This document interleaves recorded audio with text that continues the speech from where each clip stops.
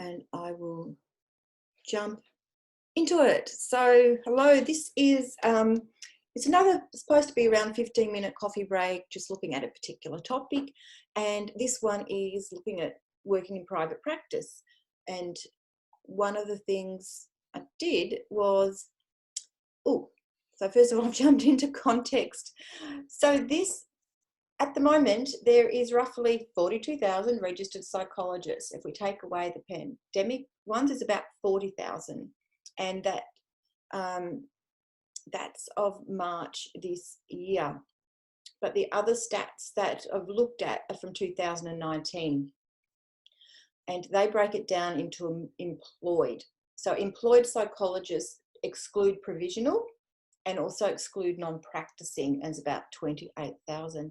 And one of the things that's really interesting is the average age, 46, which seems like an old average age.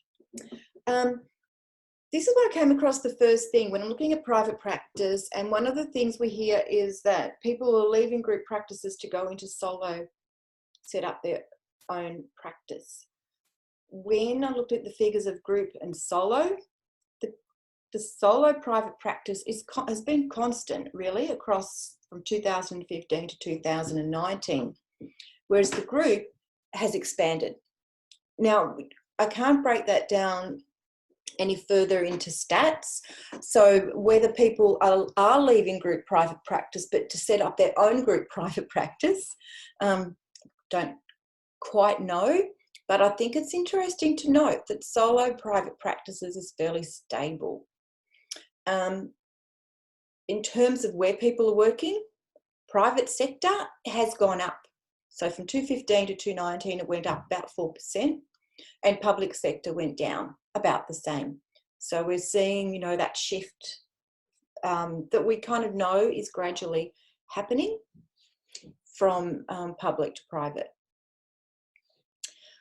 I just put in a screen here about common stresses, because when I'm looking at the difference between subcontractors and employees with clinic owners, I'm interested in the different stresses that each have and how well they understand the others and where the areas are that can perhaps be improved upon. So some of those commonalities, which do come out in some of the answers that I've got. I can't say research or data because it's not a project. It's just an investigation into some of the commonalities, because what I find is being in Facebook and social media, and some of the same things crop up in groups, and we can get caught into what we think might be happening. So people are leaving group practice because of this, or I can't get subcontractors because of this, or turnover is because of this, or alternatively, these are the things I'm having trouble with as a subcontractor. So we have a lot of general common stresses as clinicians, and also in the context of burnout. So having a bit of a closer look at what happens in the workplace. Here again, we've got, where does the burnout pressures come from? And a lot of it is workload, but not just how much, what type of work that we do. And this, I went back and got this because of some information that came out of the interviews that I did. All right, so here we go. So I had 15 people answer the questionnaire, which I've now closed, and 3 interviews.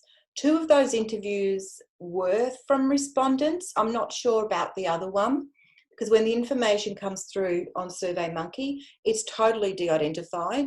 Unless I ask for a name, I don't know who has responded. And it's almost half-half. It ended up almost half-half with clinic owners and non-clinic owners. So it was a good representation from that point of view.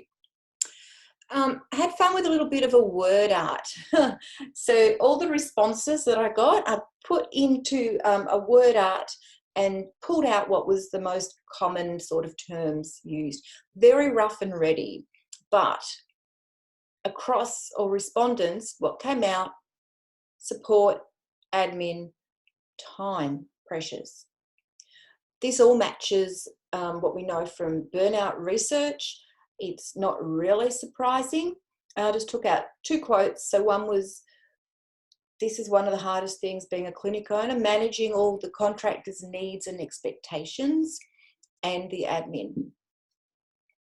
And from a subcontractor point of view,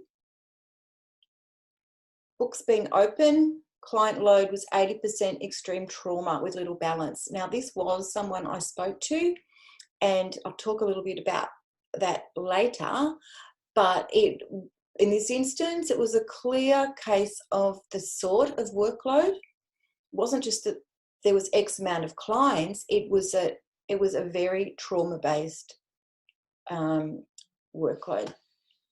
So you can see, and of course, the other words that come up here are time. Time, bit of COVID, stress. What would you like your clinic owner or employee subcontractor to understand or change? So support came up again. Support, admin, and also in his supervision. So there were some things about that. One of the quotes was, subcontractors don't understand the costs and time involved in running a practice. This is something that pops up in Facebook groups that I see. And another quote on the same thing. Oh, there we go. That's an error, but it's okay. One of my clinics is fantastic. I feel is working really well. The other one, I'm confused about whether I'm an employee or a contractor.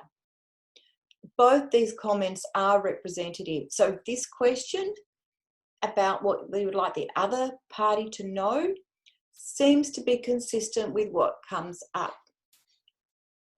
The question about, write down anything else you'd like to add. There was lots of positive things. So flexibility and being part of a team came up most prominently in the word art. I didn't do word art for this. But, I love my team. We're all unique. I don't have any problems at all. My team is great. Early careers can get a bit overwhelmed.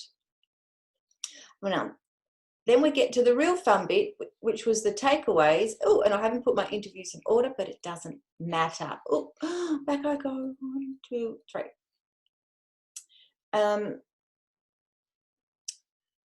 After lots of conversation, and these interviews went for 45 minutes to an hour, and so there's a willingness to make things work.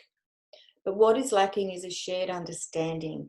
And one of the things that came through really clearly was that even though we're psychologists, we can't assume we share the same language, because there's different training paths, there's different courses, different masters, and even though that range is limited, when we look at the average age of psychologists as being 46, a lot of psychologists have come through many, many different pathways.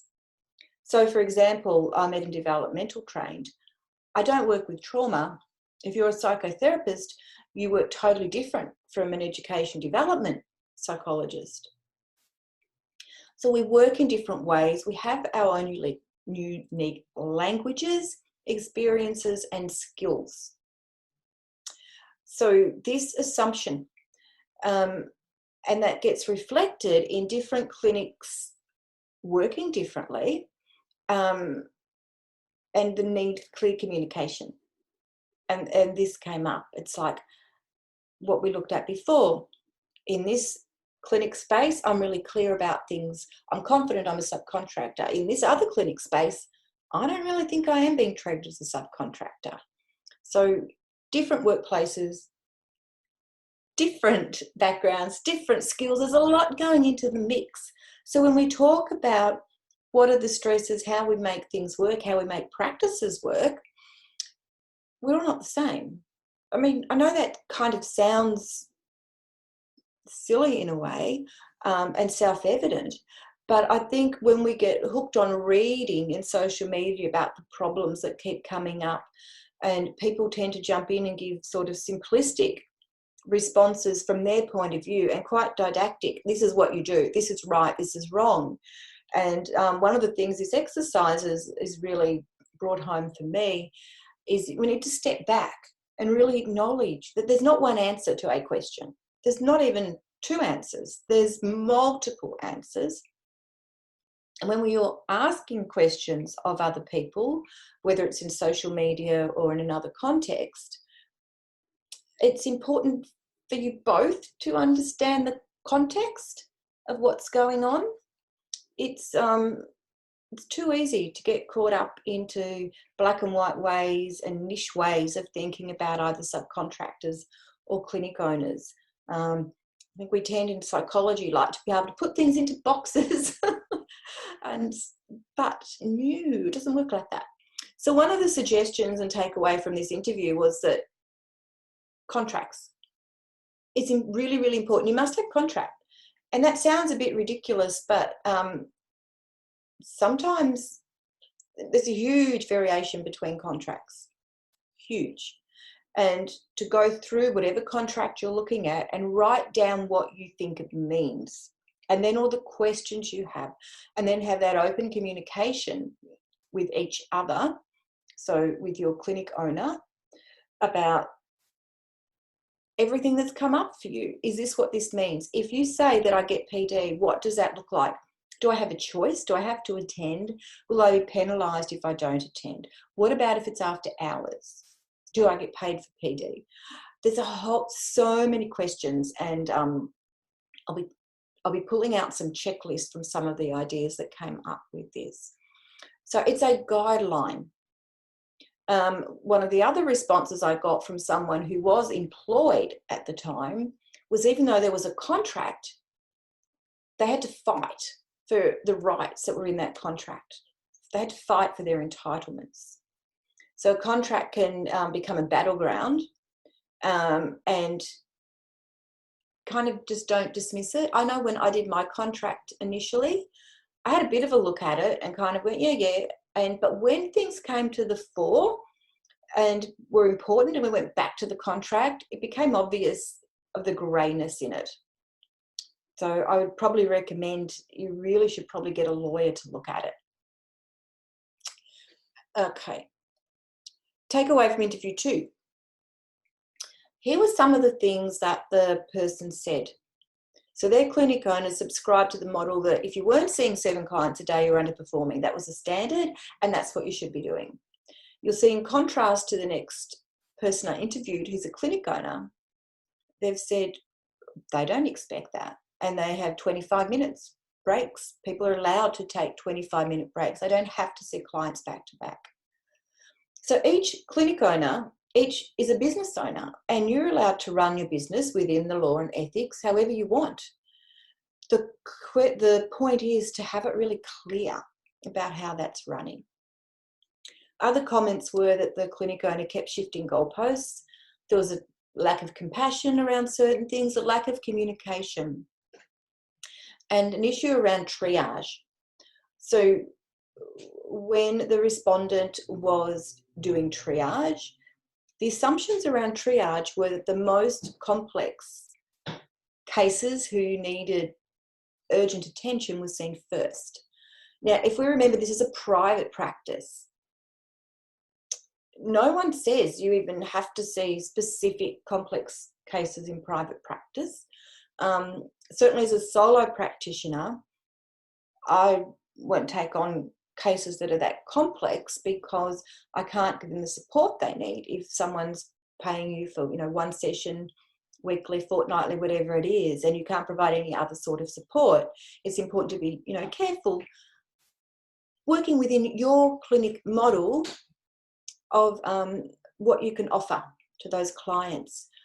And in this case, it was a problem. That's why I'm highlighting it, because this respondent found that a problem because their workload was just too heavy. And when we looked quickly at the burnout factors before, your composition of work is really important as a mental health worker to avoid burnout situations. And there were problems raised of communication, lack of clarity, unpredictability. Right? So my question here is, should we be triaging? Should we be managing a waiting list? Is it stressful, or can you do it in a way that's not stressful? Okay. So from the other respondent, the other interviewer. So I asked a question about low turnover, because they said, as a clinic clinic owner, yes, they had problems recruiting. However, the turnover was quite low. So they were recruiting because of expanding work, not because of turnover. And this respondent highlighted flexibility that they provide. The clinicians can come and go whenever they want in the clinic access. And money is not their main motivator. And they're their words. And as I said, all clinics are businesses and they need to be run to be profitable so they're sustainable. Okay, and they made this point, and I highlighted it earlier on, about the fact that they have a common language. The team members at this particular clinic have a common language because they actually all came from the same educational institution over time, but that relationship has meant that they're all, they know what the others know. So I thought the takeaway here to note was the flexibility and that common language, which has come up before as a difficulty in other places, and looser expectations, but that really relates to that flexibility of work, how you work, how often you see clients, how you structure things. All right, so this is a summary, and it's amazing because this is a first draft, if you like, and it's designed to do some exploration, to facilitate more conversation and discussion, and to pull some things out of here as I go. All right, so the summary here is first of all, clinics are businesses, whether you're a solo practitioner or a group practitioner. Obviously, group practices have more complexity because they have to. There's more people in them. And clinic owners aren't necessarily trained people managers, right? And when you're looking at PD and all those sorts of things, it's really, really, really acceptable to have business training and people management skill training and all those things that you need to run your business as part of your PD. The importance of clarity, communication, predictability came through everywhere. And I haven't put it here, but the importance of flexibility and being able to have that autonomy to choose how you do things is really important as well. And the fact that we can't assume a common language. How often do we get caught up in real life when we're making assumptions about things? So I'm hoping this brief overview has highlighted a few points for you to think about. And if you're watching this and you go, oh, I'd like to say my thing as well, let me know. I'm going to be creating a more simplified and directed questionnaire out of this with some of those issues that have come up. A couple of which I put in here, the main ones, but also obviously we can't put everything in this brief presentation. So I'm going to stop that there and stop the recording. All right, now.